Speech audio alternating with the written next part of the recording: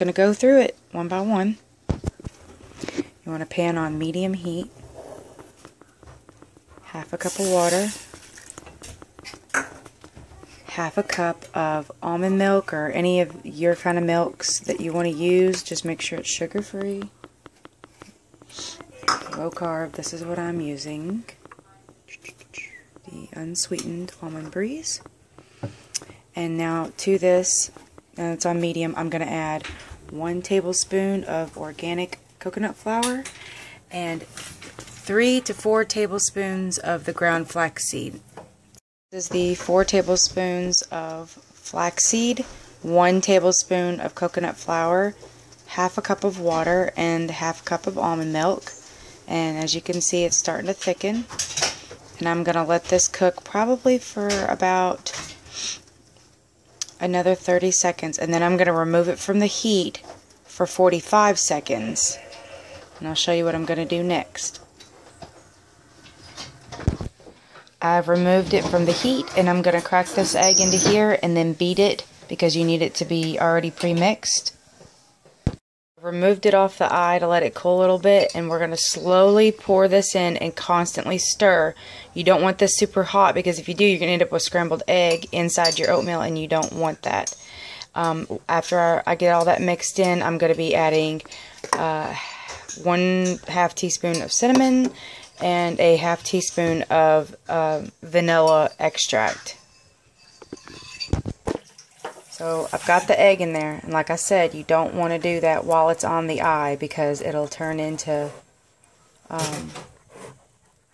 scrambled egg inside your oatmeal, and you don't want that. And I already put the cinnamon and the vanilla extract in there. And the sweetener I do very last. Like, I have to put this back on the eye. So we're going to move it back over now that I think it's mixed well enough not to turn into scrambled egg. And cook this on like very low to medium heat for about 2 minutes. You want that egg to be fully cooked, so you know, for those people who get scared of raw egg. And that's pretty much it. You're done. All you have to do is add your sweetener. You don't have to do the cinnamon. You can do blueberries. You could do strawberries. You could do any flavor extract that you want. Give yourself a different flavor of the oatmeal. And you can see it's starting to thicken.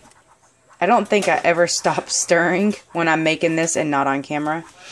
But as soon as I take this off, I pour it into a bowl and then I add my sweetener a little bit at a time until I think I've got it just right. So I would tell you, oh, you need 20 drops of the stevia, or you need this much of Swerve. But I think everybody's sugar acceptance is a little bit different, especially when you're doing low carb. Some things to me that are super sweet would be bland to someone else. So, and I have noticed that has changed lately for me. Okay, it's done. I'm just going to turn that off. So there you go, and you have oatmeal, and it tastes a lot like oatmeal when you do. I do cinnamon in mine. There's a recipe online that's close to this, the Low Carb Yum, which is where I found the original recipe, and I've adapted it.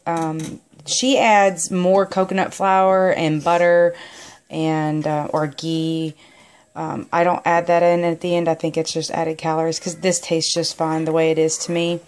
If you need that extra fat in your macros, then I would highly suggest adding the butter or the ghee at the end. All right, bye.